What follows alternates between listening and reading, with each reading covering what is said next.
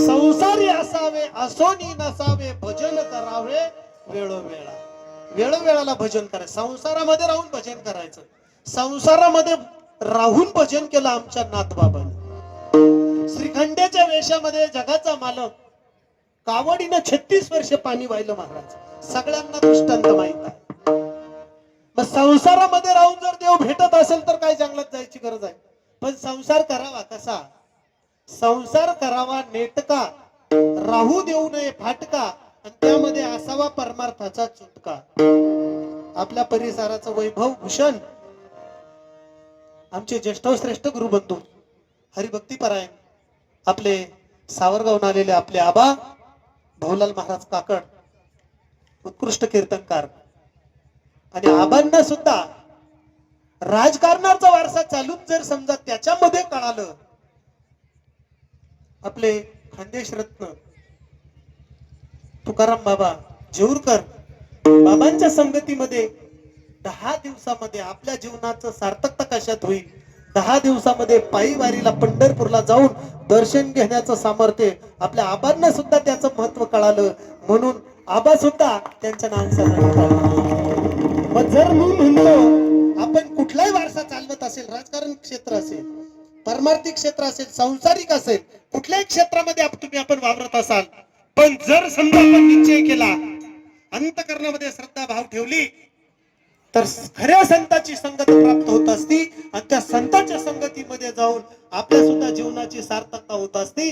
संतन के संग लागे तेरी अक्ति बनेगी, संतन के संग लागे तेरी अक्ति बनेगी, संतन के संग लागे तेरी अक्ति बनेगी, संतन के संग लागे तेरी अच्छी बनेगी, अच्छी बनेगी तेरी बिगड़ी बनेगी, अच्छी बनेगी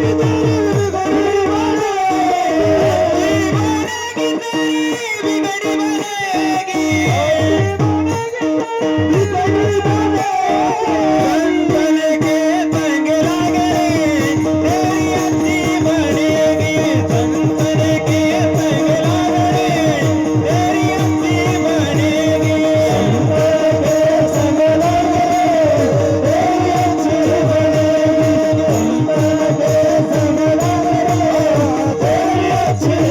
बिगड़ी संतन के संग लग रे तेरी अच्छी बने.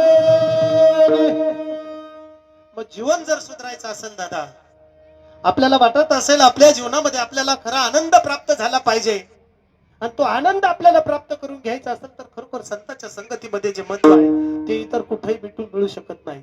मग खरे संत आहेत तरी खऱ्या संतांच्या संगतीमध्ये गेलं पाहिजे आणि त्यांच्याकडून आपला उद्धार होत असतो. मग आजही संत महात्मे आहेत, पण ज्यांना कळाले त्यांनाच कळाले, बाकीच्यांना सांगून सुद्धा त्याचा काही उपयोग नाही महाराज. मग आमच्याही जीवनामध्ये आम्हाला खरं सद्गुरू संत प्राप्त झाले. खऱ्या सद्गुरूने आम्हाला वाट दाखवली आणि त्या रस्त्याने चालण्याचा प्रयत्न आहे. आणि जात असताना अनेक अनुभव आले. त्या वेळेला अनेक ठिकाणी प्रसंग सुद्धा आले, पण त्या प्रसंगातून त्या प्रसंगाचं निरसन करण्याचं काम जे संत रूपी आमचे सद्गुरू आहे त्यांनी केलेलं आहे आणि त्यांनी तो मार्ग आम्हाला दाखवला आणि त्या मार्गाने आम्ही चालतो. सद्गुरू सांगतात, बाबा जीवन जगायचं असेल, तुला तुझ्या जीवनाची वाटचाल सफल करायची असेल तर मी सांगतो त्या पद्धतीनं तू ज्याच्यापासून वंचित आहे ते तुला प्राप्त करायचं आहे, त्याच्यासाठी मी सांगतो त्या पद्धतीनं कर. पहिल्यांदा गळ्यामध्ये पवित्र अशी तुळशीची माळ घाल, नको इकडं तिकडं भटकत फिरू, नको कोणाच्या पाठीमागे जाऊ. अरे तुला तुझ्या जीवनाची सार्थकता करायची असेल तर आमच्या बरोबर चाल, आम्ही चालतो त्या दिशेनं चाल. मग संत महात्मे सद्गुरू रूपी संत महात्मे तुम्हाला आपल्याला सांगतात, मग आपण त्या मार्गाने जर गेलो, आम्हाला सुद्धा सांगितलं माऊली महाराज भरकंटीचा मार्ग सोडून द्या, प्रांजल मार्ग वैकुंठीचा आहे, त्या मार्गाने जर गेले तर जीवनाची सार्थकता आहे, उद्धार होईल. म्हणून सांगितलेला एकच शब्द आहे, त्या शब्दाचं नाव आहे सोहम. सोहम शब्द ज्याने जोपासला त्याच्या जीवनाची सार्थकता झाली दादा. आणि हा सोहम शब्द आपल्याला जर जोपासायचा असेल तर तो आपल्याला फक्त आपल्या सद्गुरूकडून प्राप्त होत असतो. म्हणून जीवनामध्ये सद्गुरू करा, सद्गुरू वाचवणी सापडे ना सोय, आणि धरावे ते पाय आधी आधी, त्यांच्याशिवाय आपल्या जीवनाची सार्थकता नाही. मग जीवन जगत असताना सद्गुरूच्या चरणावरती नतमस्तक व्हा. सद्गुरूने दिलेला अनुग्रह असेल, प्रबोध असेल, त्या नामाचं चिंतन करा आणि तेच चिंतन केल्याच्या नंतर आपल्या जीवनामध्ये खरं जे दुःख आहे त्याचं निरसन होईल आणि वास्तव सुखाची आपल्याला प्राप्ती होईल. ती प्राप्ती करून घेण्यासाठीच सद्गुरूने आपल्याला ते आपल्यापर्यंत पोहोचवलेलं आहे. मग जीवनामध्ये सद्गुरू शिवाय आपल्याला ते मिळू शकत नाही.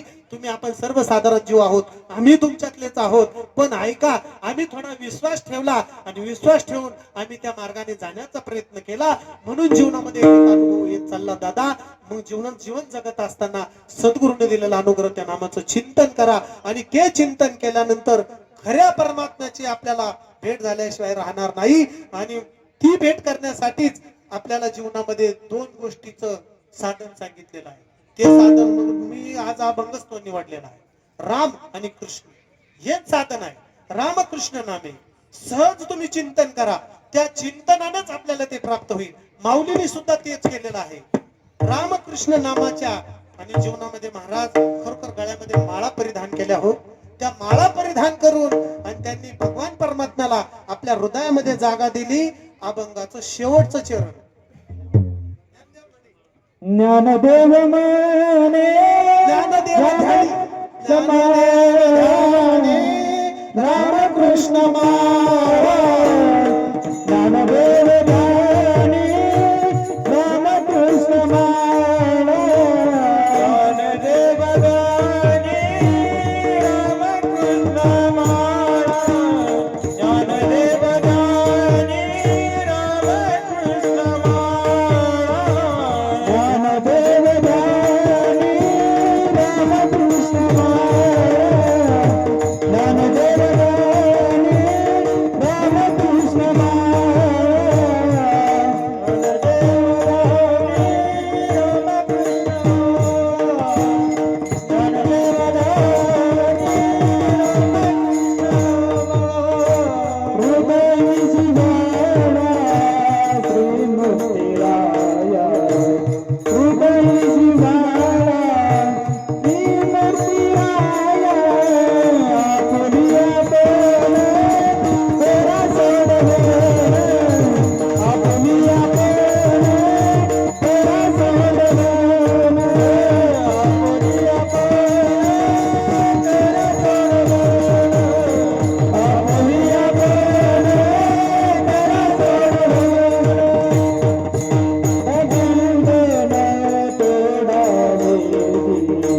संसार बंद